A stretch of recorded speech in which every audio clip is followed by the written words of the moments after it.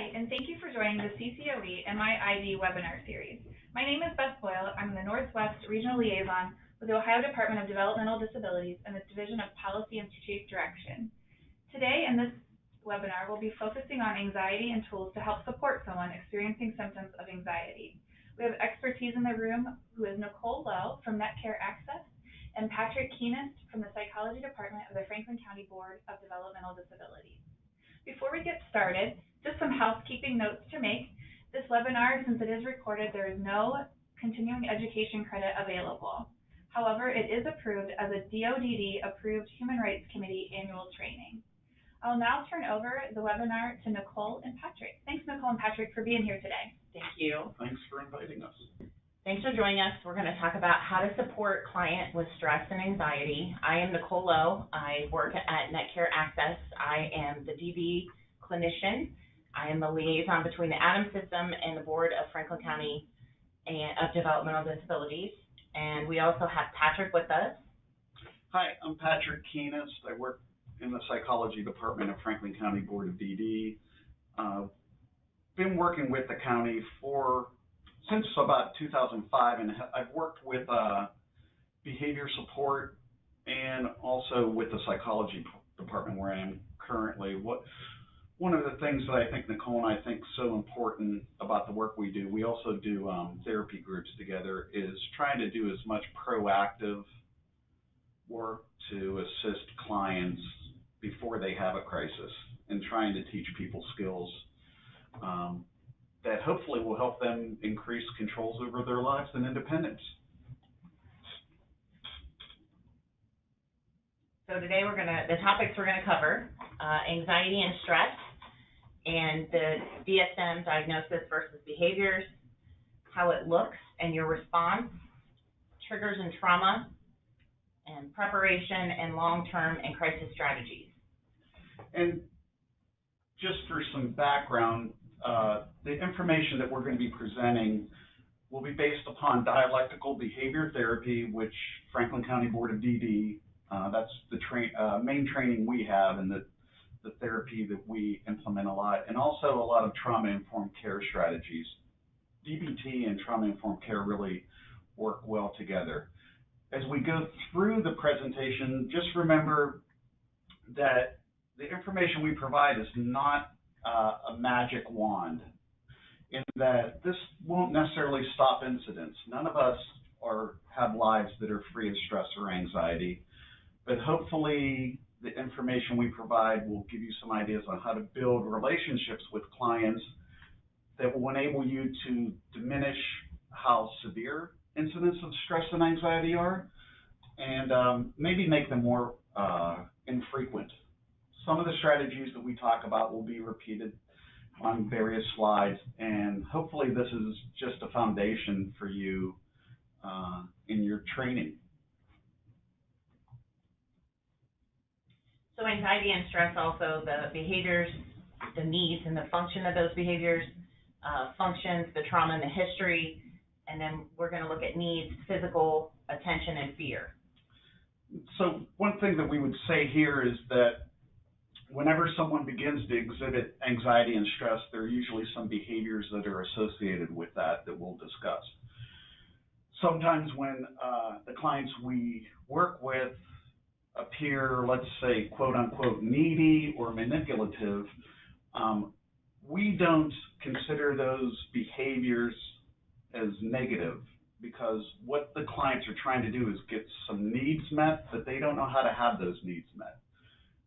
When they're having a maladaptive or negative behavior, it's not just to make our lives more difficult, but they may have some physical distress that they can't experience or can't express. They may actually need attention that they feel like they're not getting, or they may be frightened of things. Some things to remember for ourselves where we can maybe connect with them.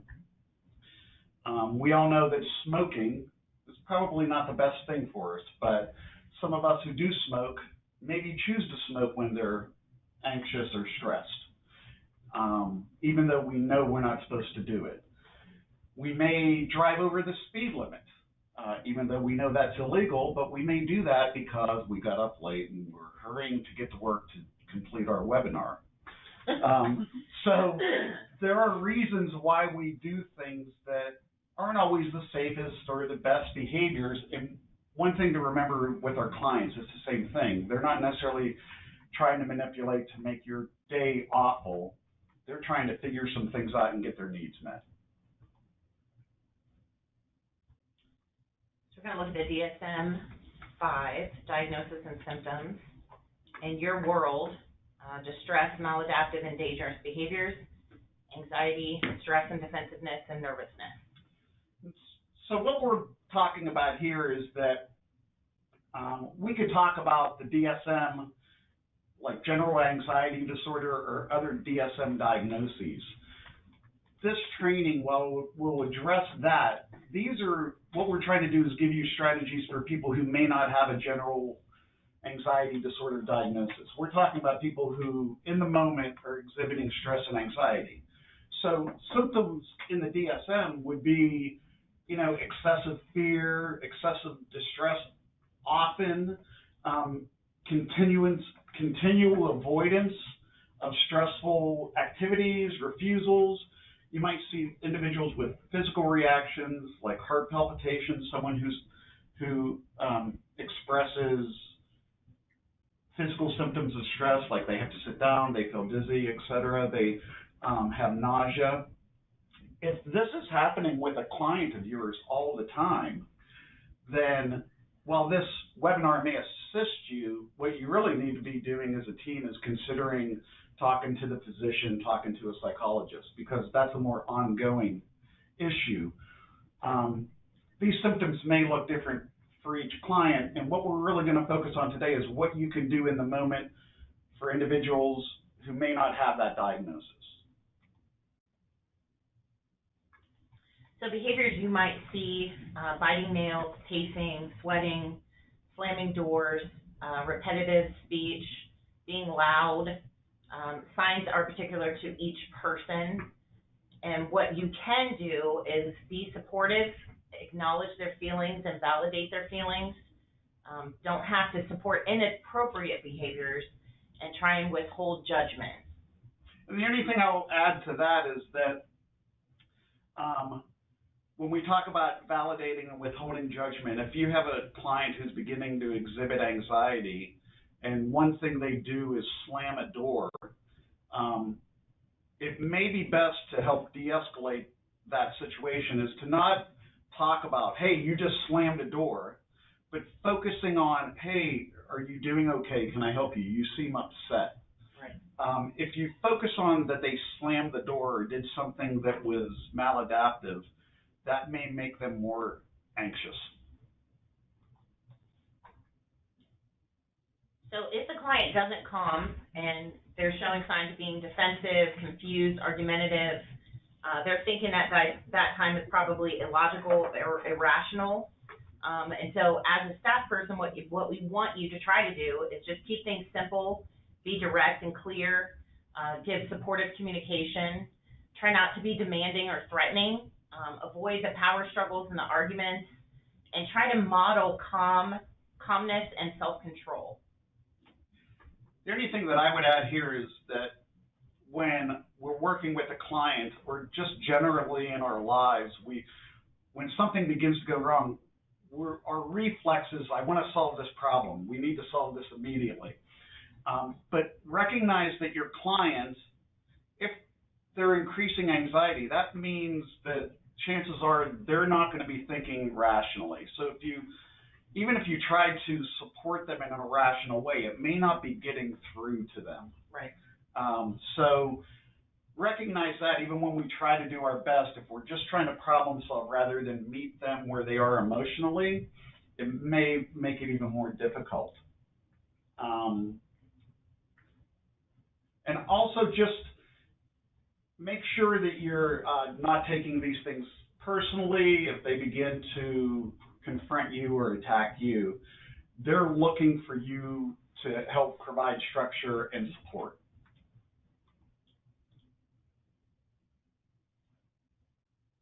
Okay, I feel like coming from the psychology department of Franklin County Board of DD, and my own interest is that no matter what training I either attend or do, I want to talk about trauma at least a little bit. And I know you probably have other webinars that focus solely on trauma, but I think the information we have about trauma, it's so vital across areas. So one thing to remember, how does trauma and anxiety and stress connect? So the experiences on this slide show certain experiences that could cause trauma. Now, if we remember, most basic definition of trauma is either one event or multiple events that's experienced by an individual and that there are effects associated with that experience. So that doesn't mean that a car accident, for example, will affect individuals in the same way, but some folks will have a car accident and be very traumatized by that. Other people in that car may not have the same type of trauma. How does this relate to what we're talking about today is that we're trying to not just give you information about what to do in the moment, but how to plan long term to diminish the frequency of anxiety and stress and to hopefully better lay a groundwork where individuals can de-escalate from anxiety and stress more quickly. So recognizing someone's history, if they have a trauma history, and you have a medical appointment scheduled, that may increase anxiety and stress because of the history. Individuals that we work with, females who have OBGYN appointments, could be very traumatic for folks.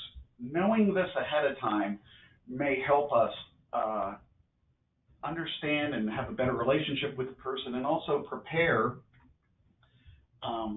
for when the anxiety and stress does occur. Weather events could really be a cause of anxiety. If we know this ahead of time, that can help. If there's a favorite staff member who isn't available, who's on vacation, does that increase anxiety and stress? Because if you find out about the history of your clients and you recognize that they've been abandoned quite frequently, family are not part of their lives, or staff have come in and out of their lives, or they've had previous providers who have been neglectful or abusive, this could then increase trauma and anxiety. Finally, with this slide, remember complex trauma, and this is for our clients, it's a history of control over their lives, where in other trainings that I've done, I talk with individuals, we work with clients who are told when they go grocery shopping, this is the day that you do laundry, that they don't have a lot of freedom in their lives. So when they begin to experience anxiety and stress, if they don't have freedom in basic parts of their lives, we can't really assume that they know how to solve crises. So they really need our assistance to teach them how to de-escalate from anxiety and stress.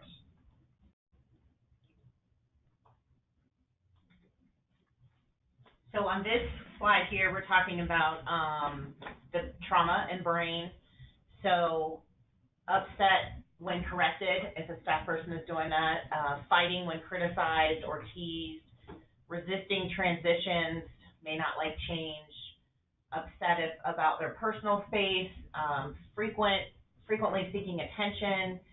They may be sensitive to noise or touch, fear of separation, fear of new staff, change in routines, and trouble focusing or concentrating.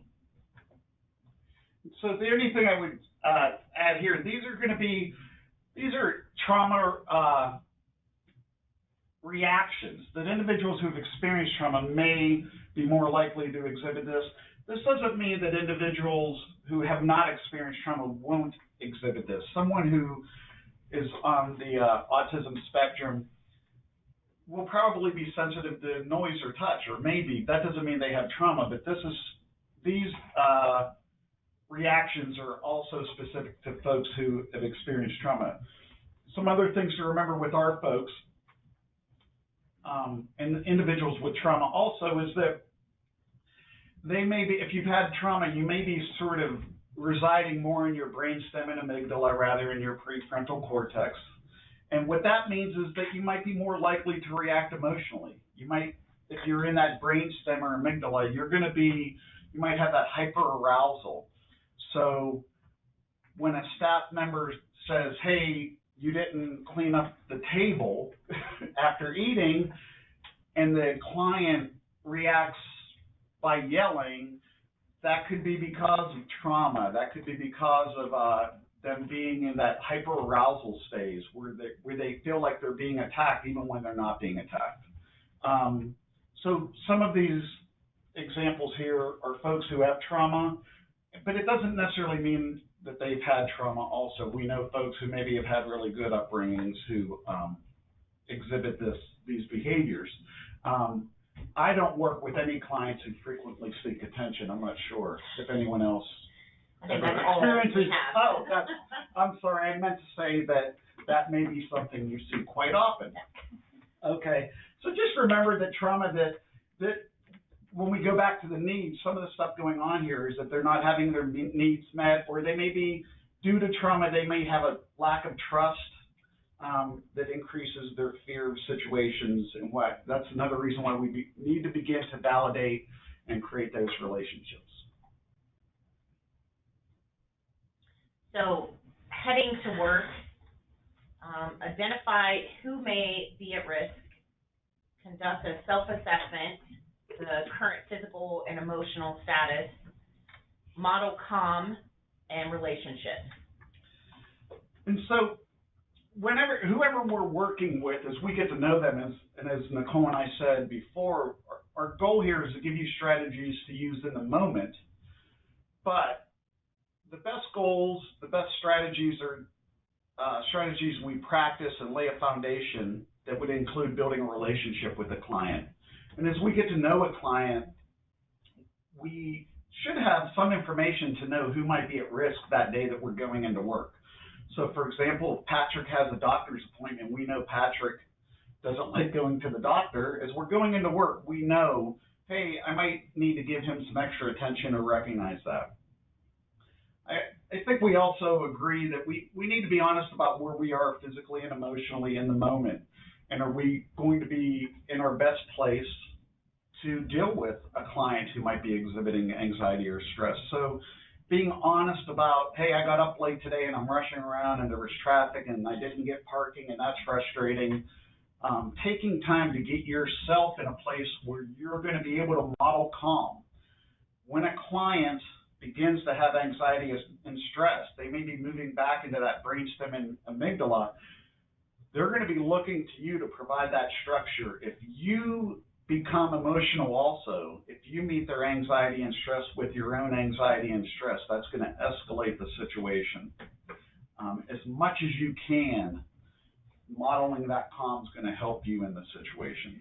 And I think recognizing for our folks that simple stressors for them is very different than what our stress is. So a doctor's appointment running late for us, we may expect that and we may deal with it, but for a client who has to sit and wait for a very long time, they're already stressed, then that just increases the behaviors that we may see. So trying to just be mindful of your client and how you're working with them and what kind of strategies you can use. Simple things like, hey, take a deep breath, pay attention if they start to fidget, if they start to get restless, just trying to be one step ahead of the anxiety for them because they are not always able to use their coping skills or remember to use those coping skills.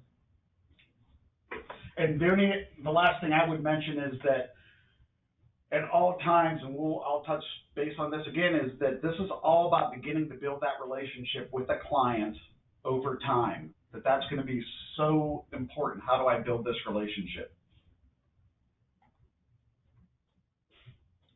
So when we're talking about building the relationship, we're talking about knowing and valuing the person. You may not know all of their history, but know some important parts of their history. Their likes and their dislikes are important, hobbies and interests that you can, maybe engage some chat with them, potential supports that they have if there's any family or other people that are important to them, providing and teaching choices and trying to give them a bit of control food preferences, appearance, communication, health and medical, culture, sense of humor. Joking with your clients can go a long way in building that relationship. So for this, I would also add that if you begin to know this person, if you know likes and dislikes, for example, and their communication ability or how they communicate, that's going to help you begin to understand what the triggers are, what causes this individual anxiety and stress. I've worked with at least one person who I know if Ohio State loses the football game Monday, they're going to be very angry. So knowing what's important to them to help begin will help you begin to know it's like, okay, this is how I'm going to have to deal with this. And also recognizing as we get to know them, what we'll also know is that over time, these are the strategies that have worked in the past.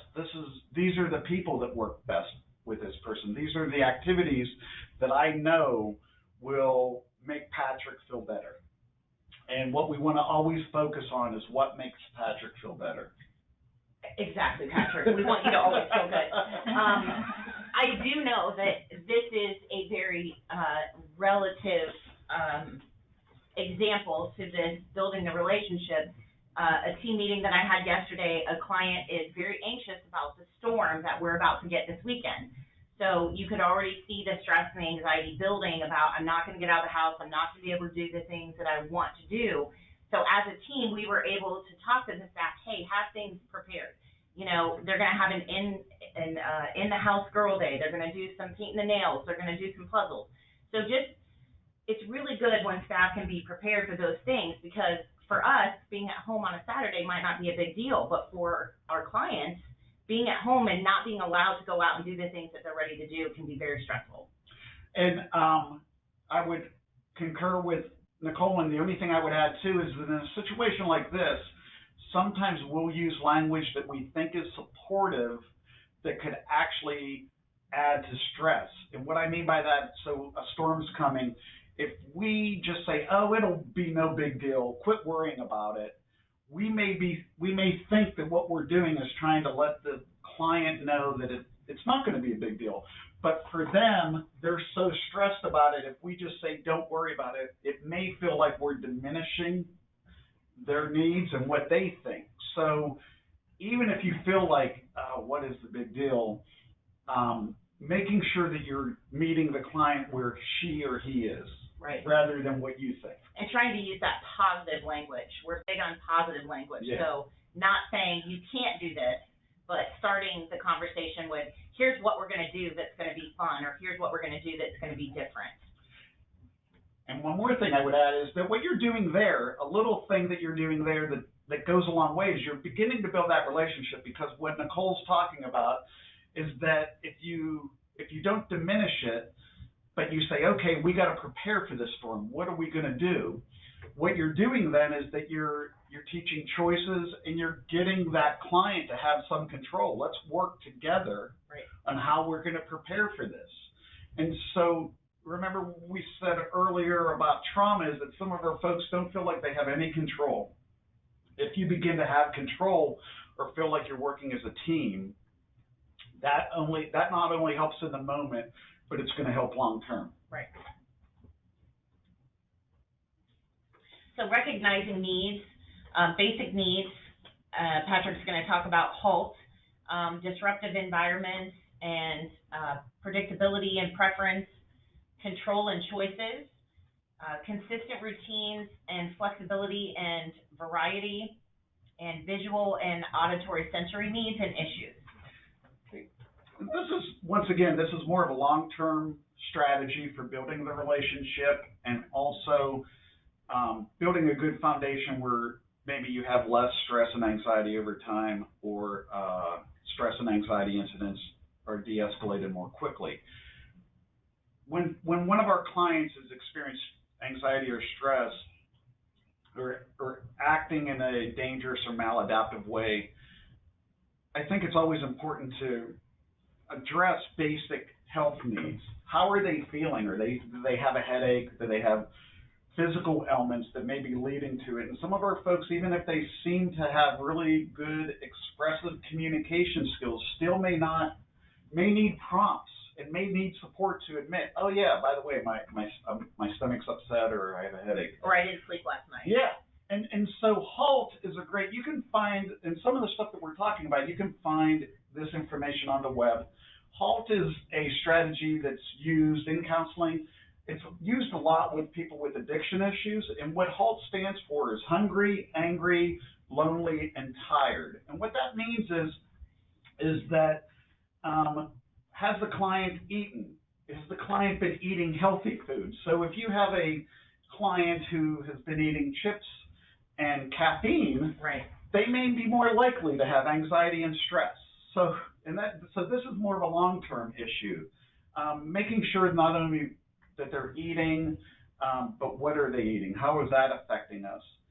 Anger, obviously what we're talking about here is trying to learn some strategies over time to deal with anger. The lonely and tired, as Nicole said, did the client get enough sleep? Was the client up worried all night because of the doctor's appointment? So making sure that they're getting enough sleep, sleeping well, and maybe also not sleeping too much. Some of my clients, I get concerned. I talk with them, and I'll talk about sleep, and they'll say, "Well, I went home from work and went to bed at 7 o'clock," and I just feel like, how does that work? So recognizing that they do need sleep, but how's that working for them? And lonely, what that also means is that, especially as HALT is used with individuals with addiction issues, if I'm not connected to people, it's just not healthy. That we are social beings, and your clients really need connection with you and others. So if you're not connecting with them, that could lead to increased anxiety and stress and other negative behaviors. The other information is just how do we provide an enriching environment for folks, making sure that they have control and choices, and that when they're with you, when they're home, that we're being active. We're really meeting their needs, not just the basic needs that we have to meet, but sort of, are they doing activities that are meaningful to them? And we'll also talk about, in a few slides, we'll talk about that it's not enough to say, hey, do you want to watch TV? And then saying no. It's about us really initiating and doing more work than just asking them the question, because sometimes our clients will reflexively say no to something. Right. Or they'll just say, no, I don't want to do that. And that may be as much out of confusion or a trauma history. It's like, I don't want to put myself out there. I don't know what this means. And they may be afraid to make choices. Yes. If somebody tells you what to do, where to eat, where to sleep, what to do every day, and then somebody gives you a choice, that in and of itself may cause some anxiety. Yeah. So it's safer to say no and go hide in my room, but long term, that's not what we want. Right. We need to get them out and get them engaged, and that's on us. So, talking about foundation, we want to increase dopamine, which is the happy chemical. One of my advisors back in Oklahoma State told me it's the dolphins that swim in your head, and I've always had that kind of imagery in my head that you want to get the dolphins swimming. Like Flipper. Right. So, that's the happy drug. So eating, drinking, reproduction, nurturance, teaching individuals to directly and appropriately seek what they want, looking at relationships and creating connections. So frequent, regular, predictable, safe, warm, supportive, involve several senses, and responsive to needs, interests, and initiatives. And so what I would say here is that our clients, everyone, you, me, Nicole, all of us, we're going to want to increase dopamine. We want to increase that happy chemical. Our clients will either increase it by us doing things that are where we're nurturing, where we're helping them eat healthy, yummy food, or they will do it in negative ways. They will increase dopamine by gaining your attention by yelling and screaming. Right. So what we need to do is do our best to teach them how to increase that chemical in a positive way. And one way to do that is to teach individuals to directly and appropriately seek what they want. This is an ongoing thing. If someone has grown up in a traumatic background where they weren't paid attention to, the only way they got attention was maybe by hitting, by yelling. What we need to do, part of our job is to try to do our best to teach healthier ways to do that. Ways to do that is partially through creating these relationships where we can teach them that we're going to respond to their needs. And this goes with the trauma-informed care information, because some trauma-informed key principles, and you can find this on the web and elsewhere, is safety, making sure that your clients feel safe. If they feel safe over time, even when they begin to exhibit anxiety, you'll be able to de-escalate more quickly. If you're increasing trust, so if you teach them to directly and appropriately seek what they want, and you follow through. If they ask for things appropriately, like, can we do this, and you just say no, or you don't give a good reason, why would they trust you? Why would they count on you? So how can we increase that trust? Collaboration and mutual, working together. That's another way to say it, working together. But can you collaborate with your clients to build that relationship? Bake some cookies together. I love cookies. I'll come over. And trying to empower them to, like, you're going to make a choice and I'm going to listen to you. Okay? And that's going to increase the dopamine in a positive way. So we're looking at the long term, your non-anxious presence.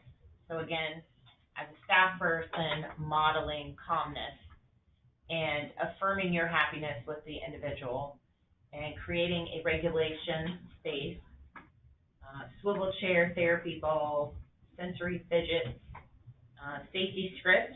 This is a safe place, so I won't let anyone, whatever, hurt you, abuse you, whatever you want to say there. So I can't let you do whatever the behavior is because this is a safe place. Okay, some stuff I'll add to this is that first thing, your non-anxious presence. Once again, knowing the client's history, who else is in their life, who has been in and out of their life. They may be looking to you. You may be one of the most important people in their lives at this point. Some of our folks we know don't have a lot of contact with family, or maybe they have family, but it's been dysfunctional. So can you present that person who's going to be there, or at least when you're there, you're going to help them through stressful events like weather emergencies, and you're going to be able to model that calm.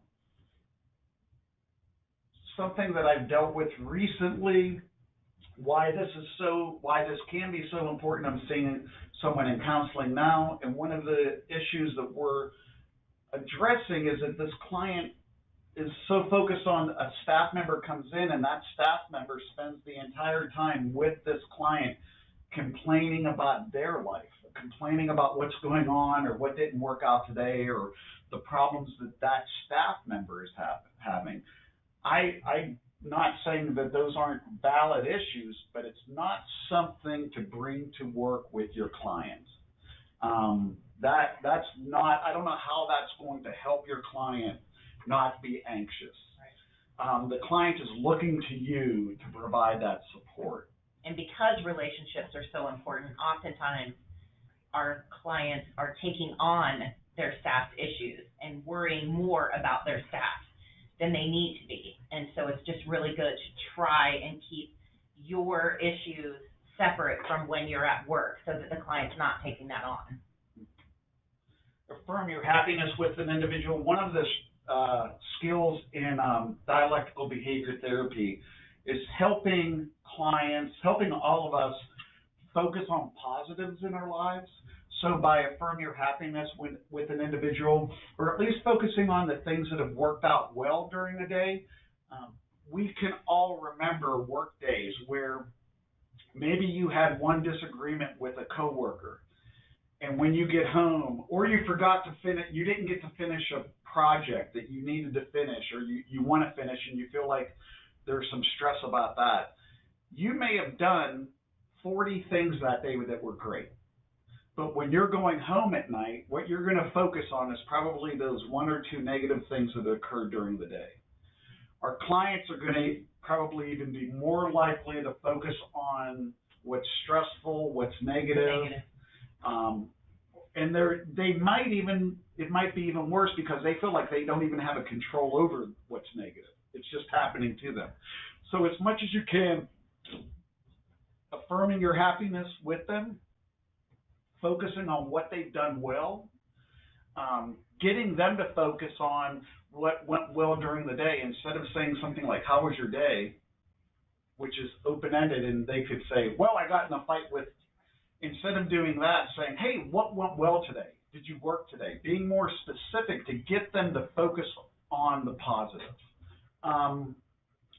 The regulation space, recognizing that we don't have a lot of room in some of our apartments or homes, but what you could do is create, if you don't have extra room, and a regulation space would be, we'll get into how you're going to teach clients to use strategies to decrease stress and anxiety, but a regulation space could be their bedroom, but maybe you create a sign that when they don't want to be disturbed, that they can put on their door. And the sign could be like, do not disturb, quiet time, whatever that would work, however that would work out. So a regulation space doesn't need to be a separate room in a house. It could be a room that's used, a bedroom, but we're just focusing to use it in a different way. Some other things we'll get into, we'll talk about deep breathing as being a really important thing. And doing physical activities, gross motor or fine motor, can really be calming in the moment. The safety script is a trauma-informed strategy, and if this is something to do all the time, is with clients, is just as an aside, almost saying, hey, you feeling okay? I want to make sure you're feeling safe, that your needs are taken care of. Just saying this to clients all the time, so when they begin to exhibit stress and anxiety, they're not going to necessarily be thinking rationally. They may not be able to communicate. They may not be receiving communication as they normally do. But if you have sort of created muscle memory in them that they know this is safe, that they know you're going to keep them safe, and if you do the safety script all the time, that may get through. Or they may look at you and they may know, Nicole's going to take care of me. Yeah, I use the safety script with a client who tends to have some recurring bad dreams about some abuse from childhood, and I've had her and the staff work on, when she wakes up from that dream, she has to repeat to her staff, this is a safe place, I'm safe, no one can hurt me here. So just that simple strategy helps her refocus and center where she is in the moment, and so then some of that anxiety tends to go away from that. We're going to talk about vision boards. So vision boards. So this is something that Nicole and I have done in our dialectical behavior therapy groups. You can find a lot of examples, probably on Pinterest. There's probably 4 million Pinterest pages to vision boards. Some of the stuff that we do, and you've heard this in other settings, it's about process, not necessarily product. This is about both. So what we like about vision boards is that and this is an example of a vision board that we've done with clients, is that you can do it like if a client has a goal, and it could be a specific goal about what they want out of life. It could be a general goal that tells them about who they are or who they're trying to be. And then you get pictures from magazines, you could get pictures from the web, whatever you want.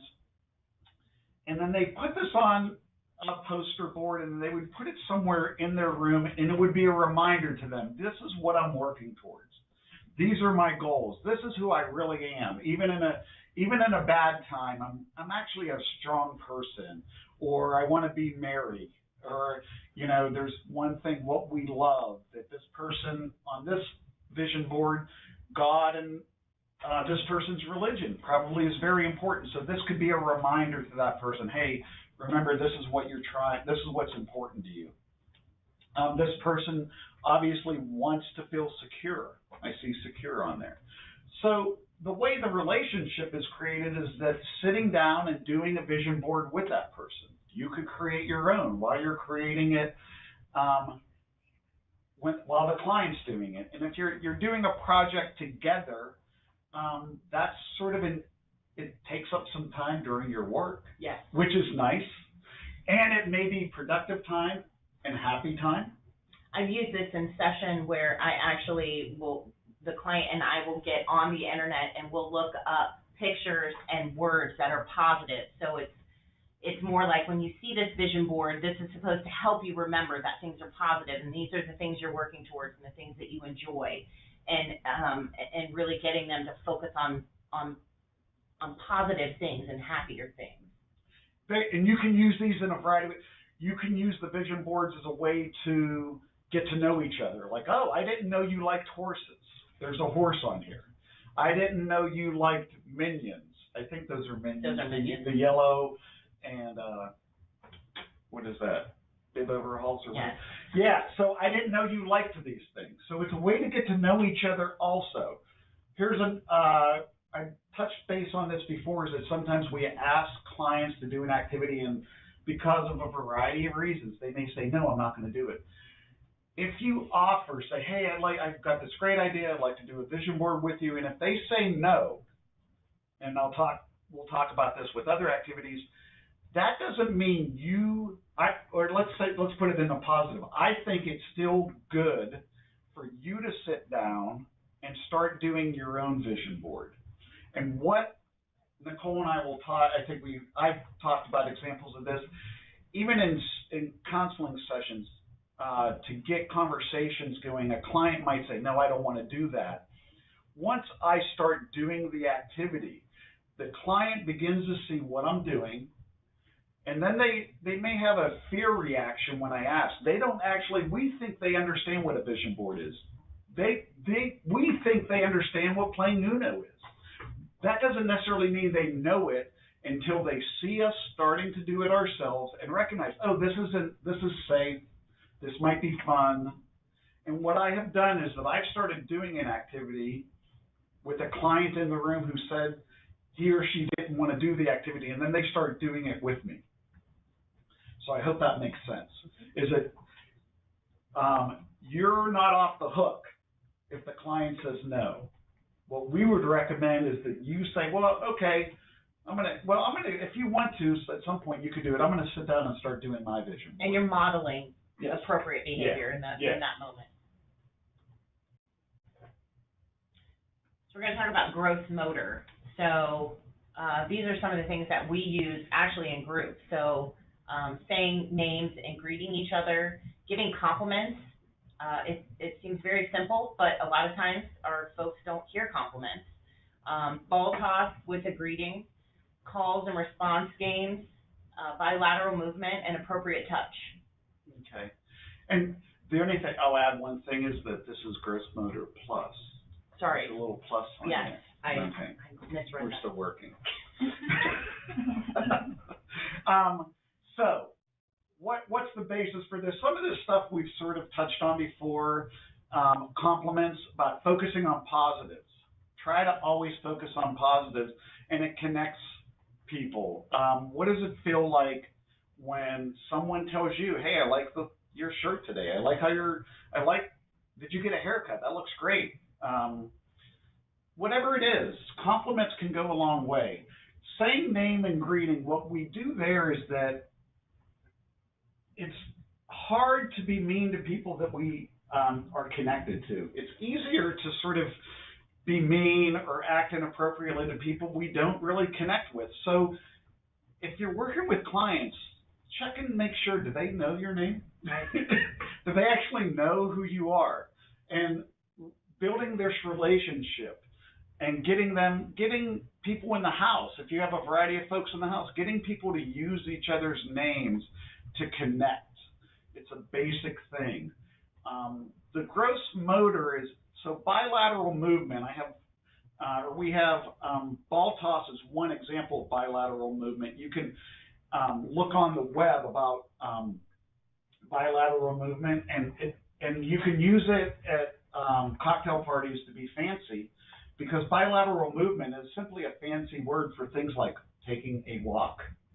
And it helps ground you. It gets all sides of your brain together. I won't get into this here. We won't get into this here, but doing bilateral movement is sort of a basis for some trauma-informed strategy or therapies like EMDR. So getting people to walk, to work across midline can be beneficial. The ball toss with greeting, so I will just do this in session if someone seems distracted, if they're not able to focus. It helps ground folks. And then I will toss a Nerf ball to either side, so they have to work, they have to move from left to right, and that gets more of the brain involved. And what that means is that we're not just in the amygdala and the brainstem. If we're in the amygdala and the brainstem, that's where we might be just scared and acting out. If we can get the whole brain involved, that might make it easier to calm down. Some things to think about in your home would be, are there small, like, cornhole games that you could put in a garage?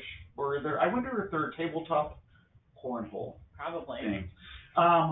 But like getting out to play basketball, if you can do that, playing catch. If you're doing stuff in the house, can you do they still have Nerf basketball hoops?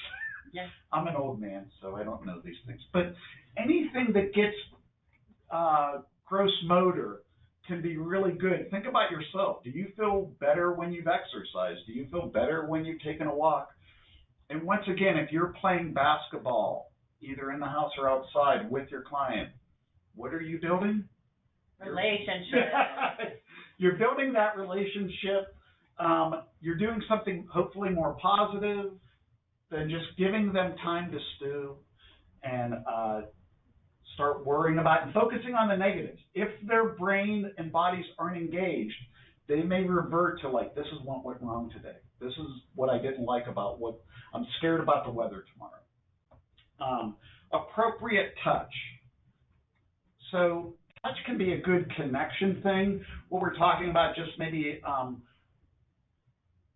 putting your hand on, as you walk by, touching someone on the shoulder, just patting someone on the hand. There's a article in Counseling Today that you can look up. Counseling Today, the title of the article is The Healing Language of Appropriate Touch, and it's from March 7th, 2017. And what that is just talking about is that it's another way to make a connection with someone. And if you think about it in your own lives, if you've had, say you've had loss in your life, someone close to you has passed away, someone has died, and you're talking with someone, it's sort of this natural to reach out and just touch someone on the arm or the hand. And if you can incorporate that to build a relationship and maybe sort of decrease those boundaries, increase trust, increase more feeling of safety. And I'll add here that one of the complaints that a lot of clients that I have that I work with is that their staff are on their phone and that they're not engaging. So simple things like playing Uno, simple things like watching somebody play basketball. You don't have to participate, but be involved. Put your phone down and engage with the client in the moment.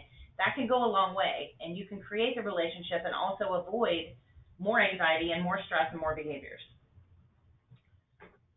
Yes, I agree. So now we're going to talk about dopamine and endorphins. I'm sorry, I was a little behind there. So we said before, dopamine is a feel-good hormone. Endorphins are feel-good chemicals. So once again, this is stuff that you do over time with your clients. But then if you've built these skills, these strategies for them, you've introduced them, or they already do them, you can then say, oh, I know that Patrick likes to do cross stitch. Then I go to that, oh, when Patrick seems to be anxious, seems to be experiencing stress, what I can do is say, I can validate you know, are you having a rough day? You seem like you're not feeling that good. You want to sit down and we can do cross stitch together, or you want to bring the cross stitch over here and we'll sit together and I'll watch you do that. So what's going on here is that, once again, individuals are going to try to increase dopamine or endorphins either in positive ways or negative ways. If you want to help them increase them in positive ways, and then you implement these strategies when they're beginning to feel stress and anxiety, it will decrease the stress and anxiety, hopefully. Some ways to increase dopamine: if someone's upset, would it be appropriate to say, hey, do you need to take a nap? Do you want to relax in your room? So sleep can help increase dopamine. Listening to music, and this would be the client's favorite music, unfortunately not necessarily your favorite music. But just remember that music could help them with that. Doing meditation. We have a slide where we talk about meditation or mindfulness. We'll go over that in a little bit, because meditation sometimes can seem like a real difficult thing or a weird thing to people. If we say, hey, do you meditate? We'll give you some strategies for that. And remember, dopamine is released during pleasurable activities. So that could be any activity that they like doing with you. Playing Uno, taking a walk. You know what you could do with someone is that, if it's appropriate, you can actually, if they like dogs, you can take a ride to a dog shelter, and they have petting rooms where you don't have to adopt the dog or the cat, but you could actually go and just pet if it's appropriate. You know, any sort of thing like this that would increase how those dopamine and endorphins. And if you go with a client to the dog shelter and you're going together, you're creating a relationship. There we go. Endorphins. Here's the beautiful thing about endorphins for yourself and for others. Chocolate will increase endorphins. Music, once again. Group fitness. So if you have a Wii, doing an activity on the Wii together. Who doesn't want to do Just Dance? Yes. Everybody loves that. Yeah. So, and remember, these will be released also, or could be released during negative activities. As strange as it may sound, self-injurious behavior can also release these. So this is something that we have to focus on retraining.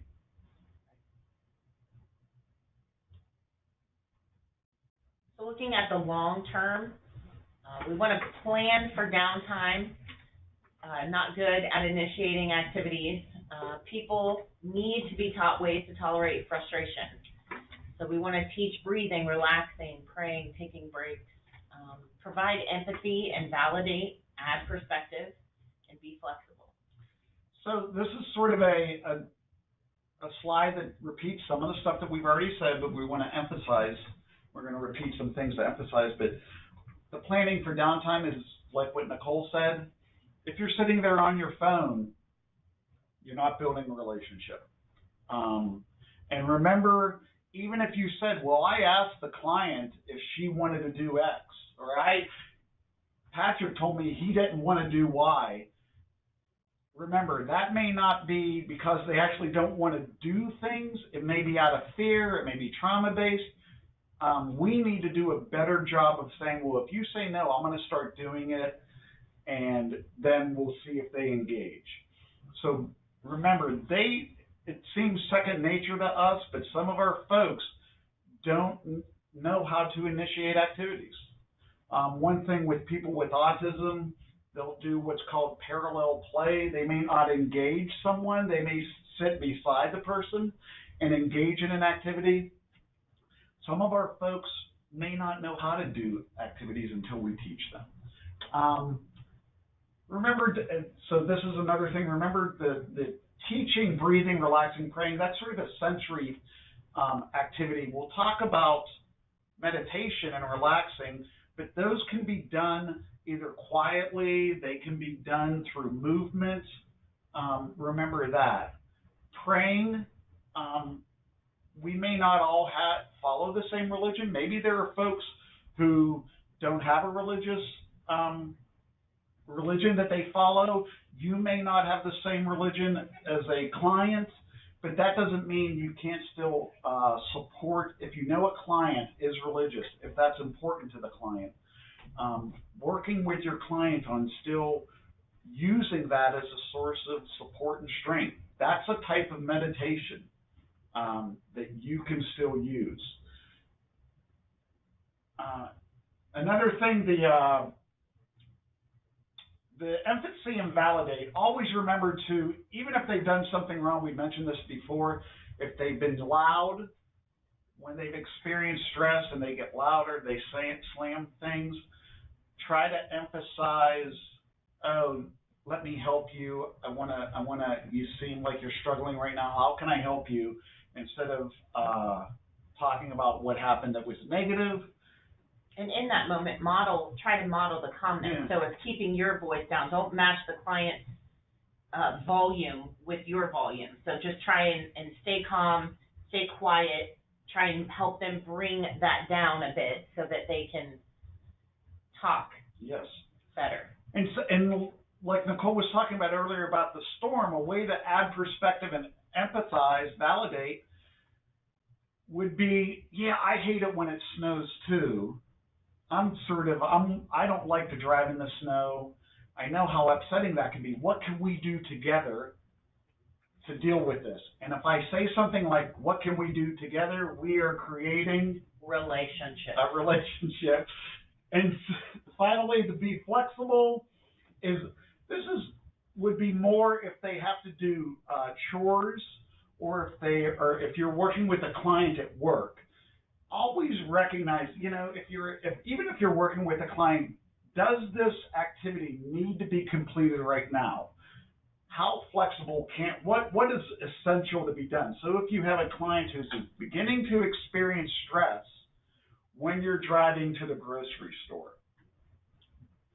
and if you say, no, we're going to just go to the grocery store no matter what, does that really need to be done in that moment?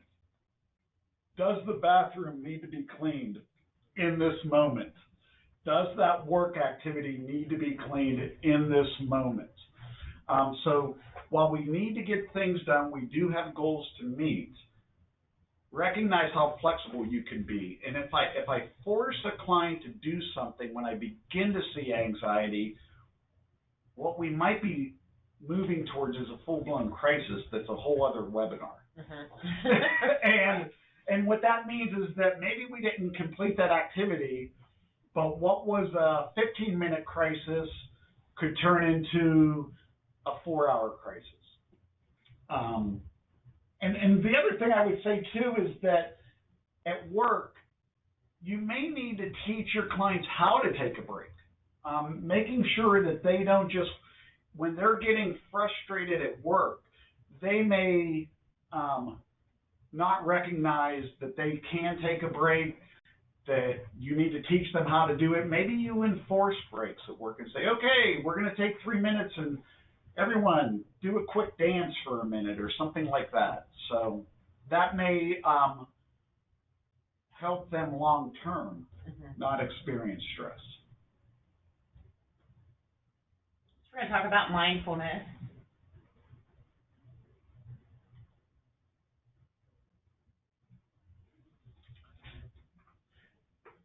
And so we've touched base on like sort of meditation and mindfulness. You can call this whatever you want, whatever works for you and your client. We could say that we're going to have smile time. We could say we're going to have relaxation time, breathing time. If one thing that I've done with folks is that I've had these little cards that just say we're going to pay attention, or we're going to focus. That's all that really what we're talking about here is that mindfulness can either be a strategy you do to create a basis, a foundation of calm. And what I mean by that is that you could say every morning I'm going to meditate or I'm going to be mindful for 5 minutes or 15 or an hour, whatever it is. And that might build a foundation of relaxation and calm in your life. You can also do these strategies in the moment, but you're going to have to at least train or taught the client how to do them. This would also be something beneficial for you to do with the client. I think this is another one of those relationship things. Right. Okay. So you could do this stuff with the client. You're going to have to train it, but then you could use it. You could remind the client in the moment. So some mindfulness strategies would be flowers and candles. You can find this on the web. This is a basic way of teaching deep breathing. Excuse me. And what this is smell the flowers and blow out the candles. Smell the flowers and blow out the candles. One thing so deep breathing is a natural way that relaxes your body. If you're working with a client, you can assess, you can say, hey, let's do some deep breathing and breathe in through your nose and out through your mouth. What you might be stunned to find is that many of your clients do not know how to even do deep breathing. Correct. That they're not connected to their body in that way. And what's sad about that is that this is sort of a natural body awareness and a way our body can help us relax, and our folks don't even know how to do it. As an aside, what's interesting, in the past, especially in the past since 9/11, first responders, there's actually, you can find on the web, there's deep breathing that first responders do, and I think it's called 7-11 breathing. So this stuff works. If people who had to deal with 9/11 are using deep breathing to calm, I think we can use it and gain some knowledge from that. 7-11 breathing is, so the breath out is more important. So you breathe in for 4 to 7 seconds, and then you try and breathe out for 11 seconds. You can look that up on the web also as someone begins to learn how to deep breathe. Another way to teach someone how to breathe out, so it's not just that we just breathe out. Some folks, you'll see, your clients will say, okay, do a deep breath, breathe in, breathe out. They'll start breathing out, but they begin hyperventilating because they're breathing out too quickly. If you have someone blow bubbles, they have to blow slowly and steady in order for the bubbles to work. If they blow too quickly, it doesn't work. So that's a way to teach an individual to exhale. So some other things you can do for mindfulness. We do, Nicole and I do counting colors in the room. And you can do this you can do this anywhere. If you're in a room in a doctor's office, someone's anxious, you can, if you've worked with the person and taught the person, you can say, hey, let's count the number, or how many things do we see that are red? Or how many different colors do we see? You can count colors, and that is a way of doing mindfulness. And in that moment, you're distracting them from what they're worried about. Yes. But that's why it works. Yes. So you're just giving them a break to say, my mind is going to focus on colors instead of whatever's causing the stress or anxiety. Think about if you're, so I'm sort of, maybe some people would say I'm older. No. I'm old enough. Mature. I'm old enough to remember family vacations where you would drive and you would, you'd count cows, or you would see how many different license plates do we find from different places. That was our parents not realizing that they were Buddhists, because that was a mindfulness strategy. How do I get my kids to be quiet in the back of the car? Yes. Okay, that's a mindfulness strategy that we can now use, okay? Other ways that you can do mindfulness without even realizing that you're doing mindfulness. You can, if it's warm out, you can sit outside and you can say, let's just listen. Can you hear, how many different birds can you hear? I'll be in a room and we'll also listen to, or I'll do mindfulness walking with folks where I'll say, okay, we're just going to walk quietly, and what are the different sounds that you hear? So you might hear traffic, you might hear birds, you might hear someone talking. All that's doing is grounding the person, giving that person a break from what might be negative going on that's causing the stress or anxiety. So you could come up with a lot of different things on your own. Food. Chocolate is a great mindfulness activity. Not just say the mindfulness activity is I'm going to eat as much chocolate as I can in 15 minutes. That is not what we're talking about. What we're talking about is getting some good chocolate and then working with yourself and your client to say, let's just let it melt on our tongue. And notice what that tastes like. How good is that? Nicole and I do this in our groups. I've always felt like when I let chocolate melt on my tongue, it feels like sort of a chocolate overcoat that's sort of making my tongue feel all snuggly. It's a warm hug. It's a warm chocolate hug that you can do with your clients. Popcorn. We do a mindfulness activity with popcorn. So food can be something that your clients may not even recognize that they're doing mindfulness. But so microwave popcorn is a mindfulness activity that we'll do where and we'll say, okay, let's just pay attention to what happens when we make popcorn. And what ends up happening is that you say, let's focus on what we hear. You hear the popcorn popping. We talk about what we smell. You begin to smell the good popcorn. Unfortunately, during groups, sometimes we burn it. Yeah. So you still smell something. And then you get the taste of popcorn. You can then and we'll talk about this, you can then use that popcorn after you're eating it and turn that into a mindfulness activity by saying, hey, when did you used to eat popcorn? Who do you eat popcorn with at home? And we've had folks say, oh, I remember going to my grandmother's house and we would eat popcorn and it was always so much fun. Usually elicits a very positive response. Yeah. So you can then, and so the last thing on here is focus on a favorite place, a sensory activity. You can then use these things to go back to a positive experience. You can also do a mindfulness activity. We've done things in group where we get folks to focus on what's your favorite place in the world, or where would you like to be if you went on vacation, or if you've gone on a vacation that you really like. So we've had folks talk about being on cruises or being at the ocean, and we say, okay, Disney World. So we'll say, close your eyes if you can. Some people feel uncomfortable, but what did you hear at Disney World? What did you see? If you're at the ocean, it's like, I heard the waves, I could smell the ocean. And really try to get them to take their whole body back to that sensory experience. And that is a great way, if you're there, you're feeling better because it's a wonderful memory, and that stress and anxiety may dissipate. I worked with a guy in counseling a while ago who he loved new cars. He loved washing his car.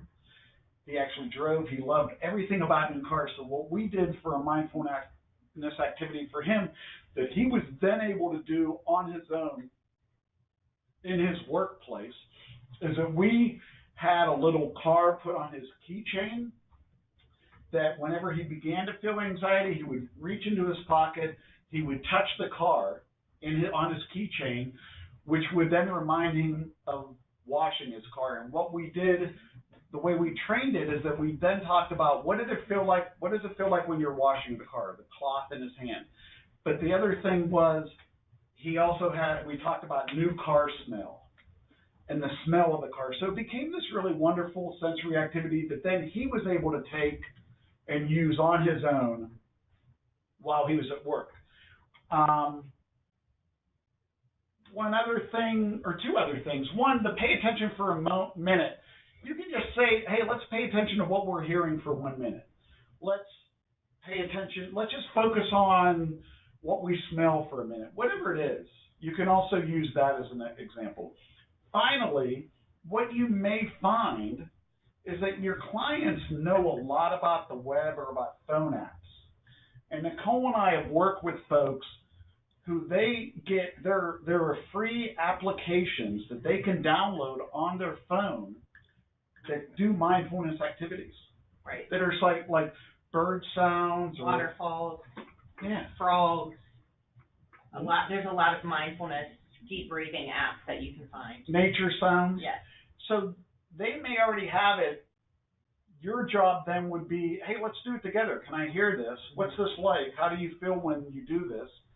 And then reminding them, hey, remember you have that. And it's about practice. We want to practice in the moment when they're calm. We want to start building these skills that you can, it's a go-to thing when they're having a hard time or when they're having a more difficult day. It's a lot harder for you to say, hey, go get your phone app when somebody's in a crisis mode than when somebody's calm, get them to start using it and they can kind of buy into it ahead of time. If they've never done it before, you can't assume they know how to do it. Correct.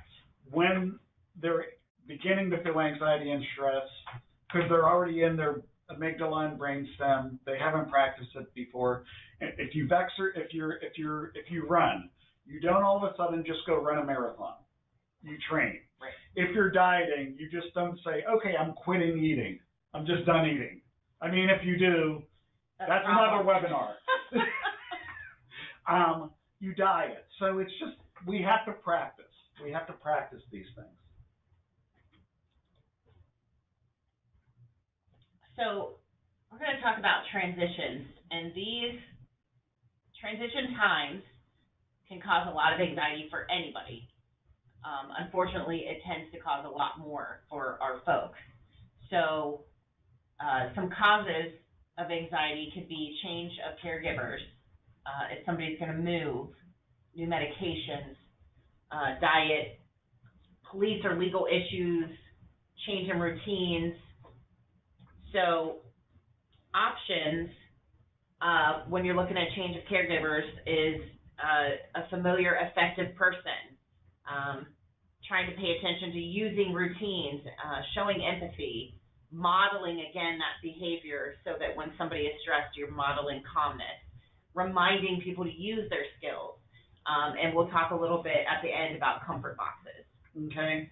Yeah, and I would just say, so we just talked about mindfulness.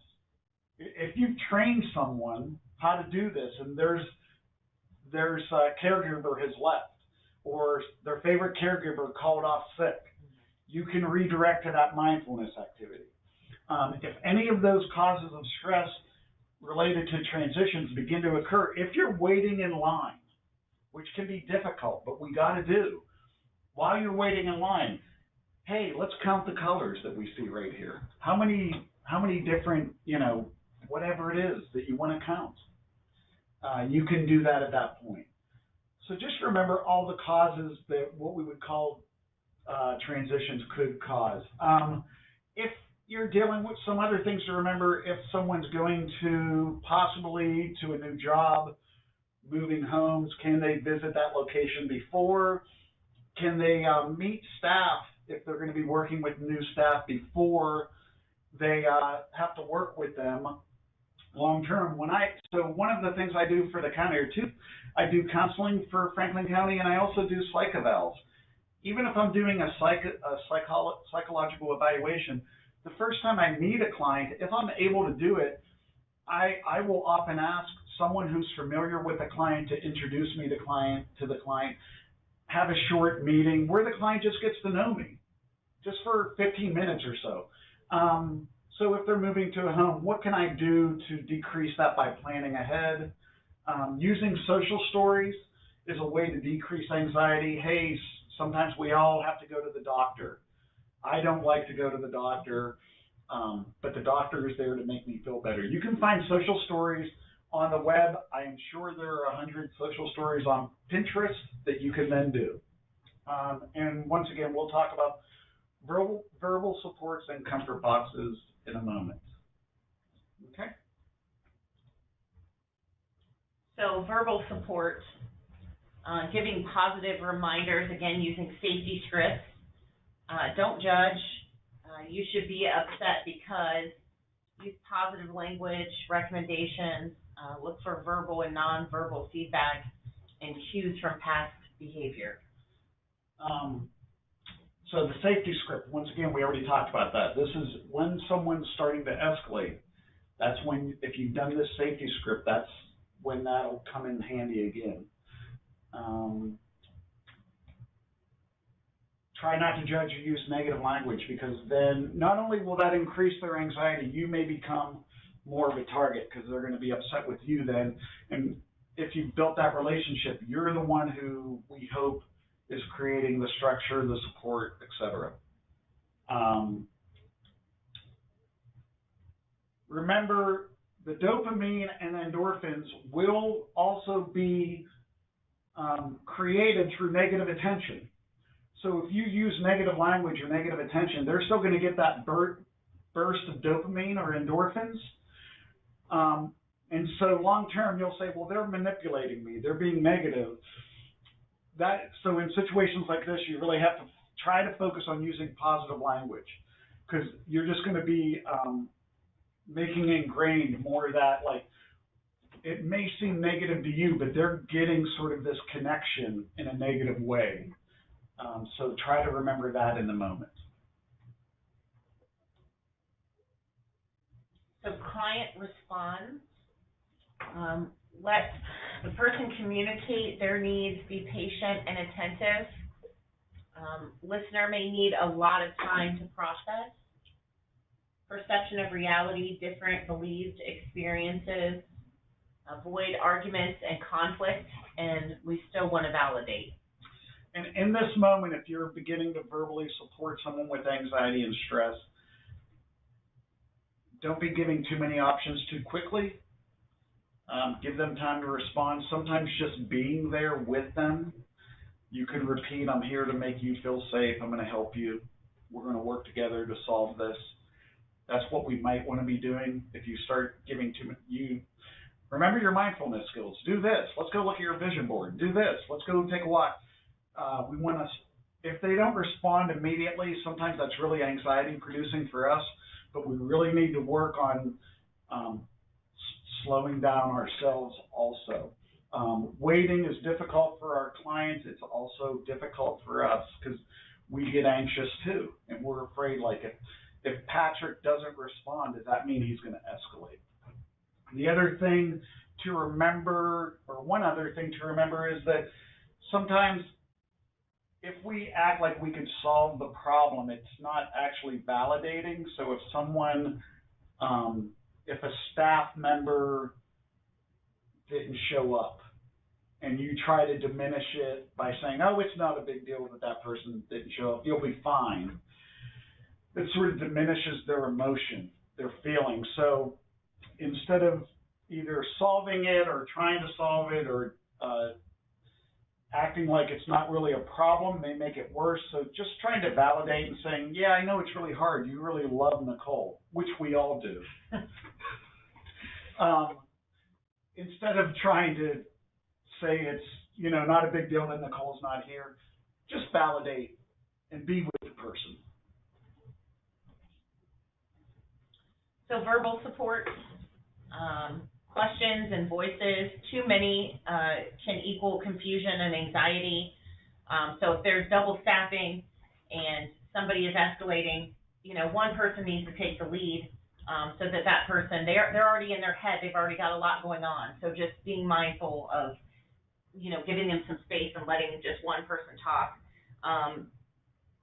Have text, pictures available. Good opening, how can I help you? Warnings, we'll be going to lunch in 5 minutes. Give control, let me know when you need a break. So, and the only thing I would add here are the PECs and picture communication systems. Just recognize the communication needs of your client, because you have a wonderful relationship with the client by now, and you know how they communicate. Also recognize when someone begins to get upset, they may not be able to communicate as skillfully. So even for folks who are pretty expressive, you still may need picture communication systems or images available that they can use. And I think that time is also important to remember, because if I get stressed, I don't want somebody coming right at me right away when I'm trying to work it out. So giving the person some time, being there in the moment with them, but also giving them some time to just be in that moment, and then you can offer some of the responses that you need. So, and I love that, because one of the things that Nicole and I always try to talk about with our clients, and this is something our clients struggle with, they equate, they they exhibit behaviors that indicate that they think just having an emotion is bad. And really, we all get stressed, we all get mad, we all have anxiety, and that's just natural. And by letting them just know it's okay to be anxious, we'll work it out, we're going to work together. In the moment, it helps them hopefully over time recognize, oh, I'm going to be anxious, but I'll get through it, and I'll be able to deal with it. If we try to do too much too soon or not let them sit with it, then it becomes like, oh, I shouldn't even feel this emotion. Right. Having anxiety is bad, and that ends up being what leads to real explosions because we repress it, we don't express it when it's not a big deal, and then it becomes a big deal. So being able to say, and this is where the validation, hey, I know it's really hard when it snows. I don't like it either. What do we do? You want to take some time to relax and think, and just sort of, we'll talk about it when you're ready. Right. So more verbal supports. Can I help you solve this problem? Let's sit down and relax. Want to relax in your room, so you're giving options. Do you want to talk? Do you want to take a walk? Sometimes just walking with somebody and being present can do enough. Don't give too many choices all at once. Restate and repeat. Okay. Yeah, you can always check for confirmation to make sure this is a way to make sure that the client feels that they're in control and they're getting choices, would be to say, am I right? You know, am I understanding what's going on? This is what I heard you say. Is that right? So trying to get validation back from them that you're hearing them correctly. And what that also is doing for them is that you're trying to help them.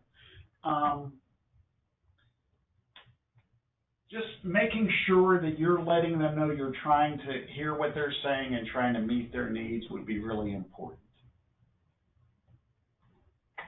So in the moment, eye contact, eye level or lower, calming chemicals versus fear chemicals. They may need to break eye contact. Again, a safety script. Give them to work across midline. So a Mandela, which we're going to talk about, walking, catching a ball, and create a reflective action. So when I'm upset, I do, and they would have an option. Yeah. So the eye contact, recognize this, is that if you can do this safely and someone's beginning to have anxiety and stress, if you can get them to look at you where they're either looking at your eye level or below eye level, that releases calming chemicals. A way to understand how this feels, go stand over someone and look down at them and ask them how they feel. And they will say, I feel like you're weird and I feel uncomfortable. So our brain begins to calm if we're looking down. If we have to look up to someone, that may increase fear and anxiety. Because of sensory needs, people may need to break eye contact. So if someone, especially if they have autism, for example, don't necessarily force them to look you right in the eye, but just if you are able to put yourself at eye level or below.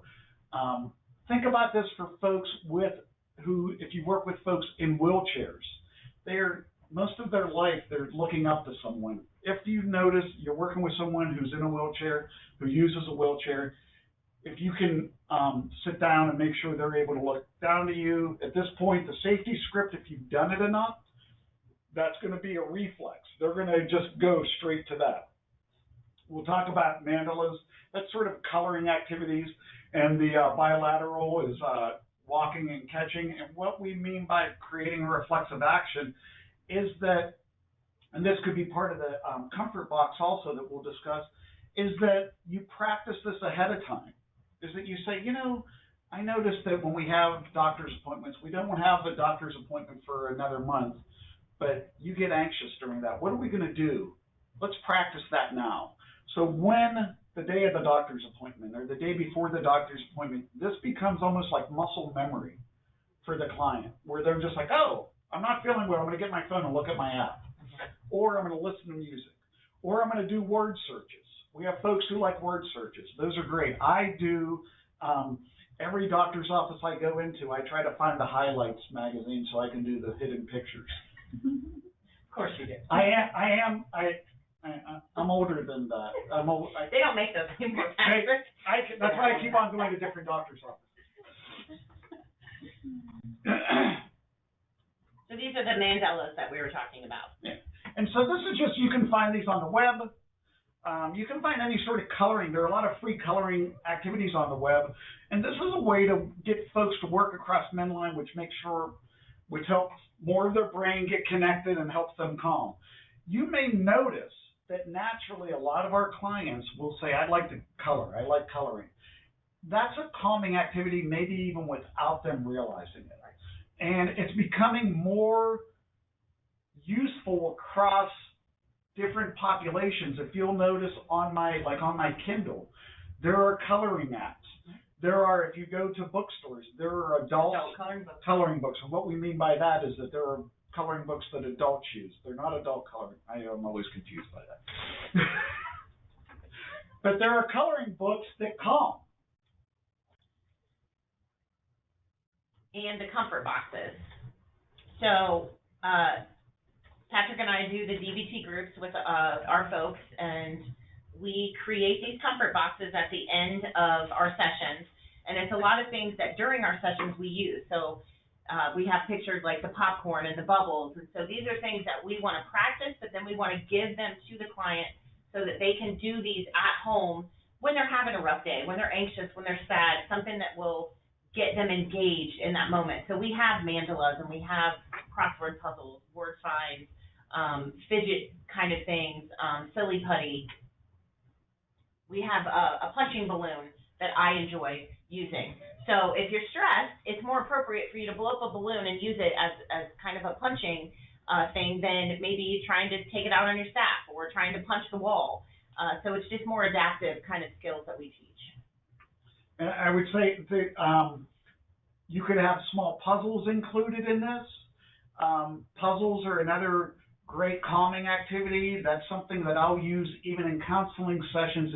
If a client isn't really engaging and not talking, I'll pull out, there are like these 25 to 50 piece puzzles, and I'll just start doing one, even if the client says, no, I'm not going to do it. And then what I'll find is the client starts engaging with the puzzle, the client starts relaxing, and then feels more free to talk about maybe what's bothering him or her. We've also put card games in there so that the cards engage the staff with the client. So you're, again, building that relationship, and you're getting them to focus on something. So that can be something you suggest. Hey, you want to play Uno? You want to play, I think we've done Old Maid, Go Fish, very simple things that people can do. So we'll put food, the popcorn, gum, hard candy in there. The pampering items, so talking with your client about if they enjoy bubble baths. That's also calming. The heat of a bubble bath is really good. Putting on lotion is a sensory activity because you can get a preferred scent, strawberry, lavender, lilac. You can also look on the web, and there are certain aromas that are calming, and get them to do that. If you do something like lotion, you can say, hey, can I put some lotion on your hand? So you could put the lotion on the client's hand, and that's sort of an appropriate touch. So that connects with that, the importance of touch and connection with folks. You can also put nail polish on your client, and that is also a way to do appropriate touch, and touch creates the connection and also can be a calming. You can do the punching balloons, or you can just have regular balloons and just knock them back and forth, and your house is like sort of indoor volleyball, any sort of thing like that.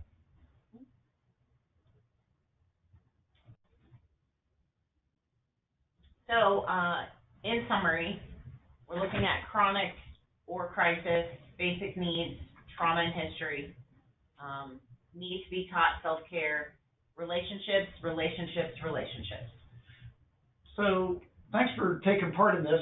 What I'll end with saying is that, remember, if this is anxiety that you're seeing your client experience frequently, then try to use these strategies, but you also may want to talk to the person's physician or a psychologist, counselor, psychiatrist, because if it's more long-term, you want more of the team involved. Remember taking care of basic needs, physical well-being. If someone has a toothache and they're not expressing it because they don't know how to, they're going to be anxious and stressed a lot. If they have an upset stomach, if they're not getting enough sleep. So making sure that you're aware of those basic needs being met. Always remember trauma and how that's going to affect your client, and especially how it affects how the brain works. If someone's always in the amygdala or the brainstem, they're going to be sort of that hyperarousal stage, and they're going to be more likely to have anxiety and stress and maybe exhibit more maladaptive behaviors. Don't assume that folks need or know how to take care of themselves. It was eye-opening for me when I would try and teach individuals how to do deep breathing, and it was as though they were disconnected from their body. So these strategies need to be taught. Don't take no for an answer. Try to find ways to get them engaged. Think for yourself also how important your relationships are. If you are feeling upset, if things aren't going well for you, who do you reach out to? Who helps you through this? And if you would step back and think, who else besides myself is there for my client? You might find that you are that person. Thank you. Thanks.